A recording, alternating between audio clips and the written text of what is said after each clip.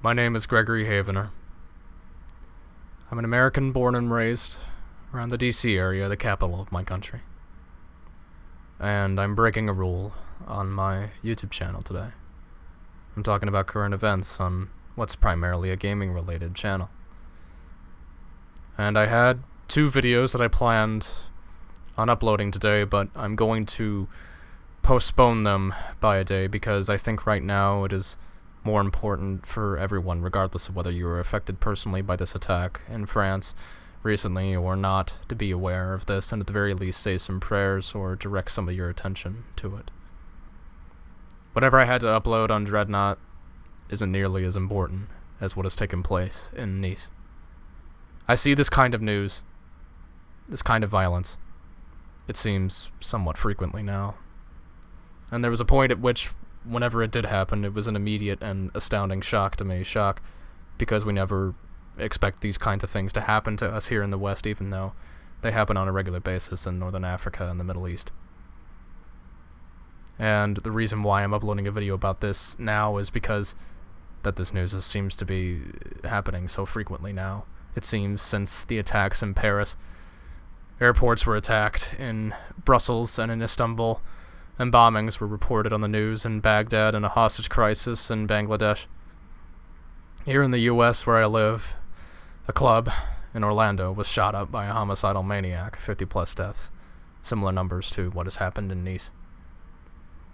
This attack took place in France on Bastille Day, and as an American who understands this history, I have a considerable amount of respect for the French and how they've been allies of liberty to us in the past. And when I see an attack like this taking place on their soil on their day of independence, my blood boils, because I know that doing such an attack on such a day is not a coincidence.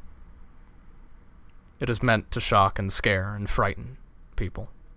It'd be the equivalent of an attack happening in a place like Tampa or Pittsburgh on the 4th of July, a day I recall very fondly this past year, because it consisted of me spending most of my time drinking and laughing with close friends. People my age who were trying to do the same in Nice, by the looks of it, will look back on this day in a wholly different light. I remember when the Parisian attacks took place. Immediately afterwards, I'd go on the news to watch video footage of a flight of French Rafale fighters taking off from the carrier Charles de Gaulle. White, hot streams of fire blazing away from them, silhouetted against the night sky, on their way to bomb terrorists in Syria.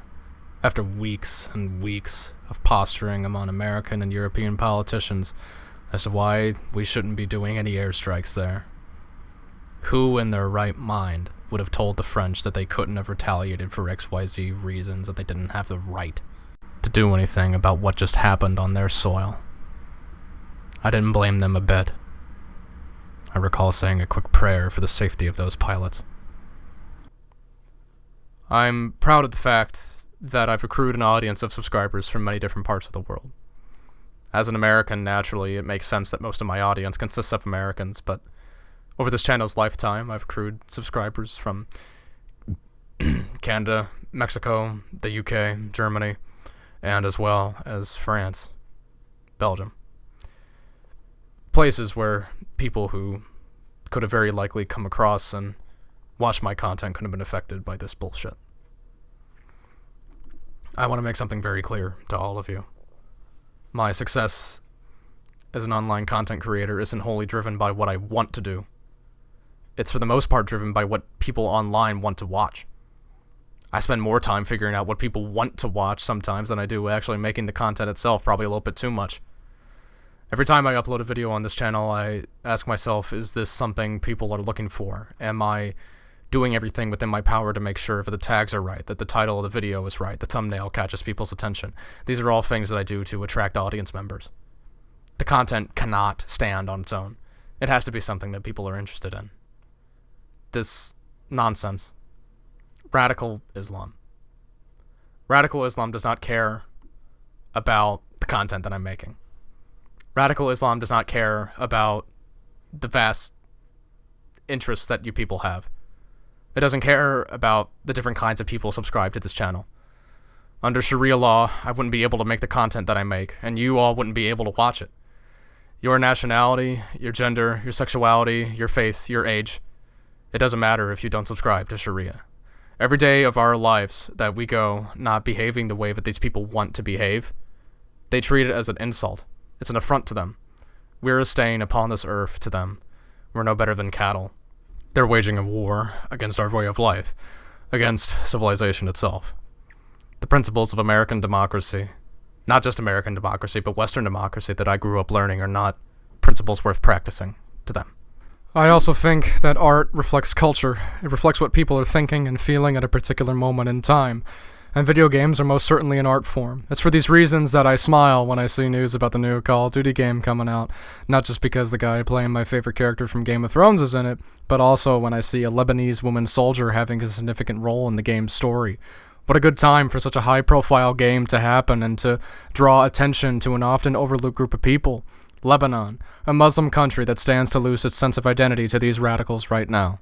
And it's for these reasons I get pissed off when I see DICE make the first AAA World War I game ever made and not include the French, when the average French citizen has an ancestor that died in the war, and parts of France are still mired in toxic chemicals from the bombs and gases used in the fighting, unsafe for the public to walk through to this day.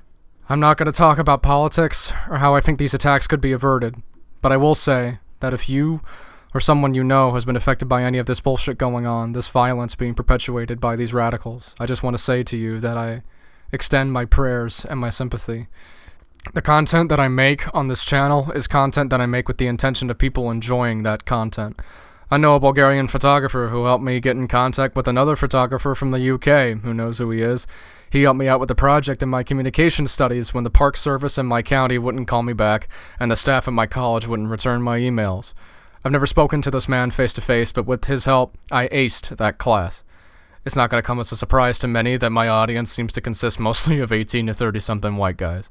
But it also consists of people from the other side of the world. One subscriber from Hong Kong helped me out with research for videos on a number of occasions. He also knows who he is. Not a lot of girls are subscribed to this channel in comparison to the guys, but I appreciate the patronage nonetheless.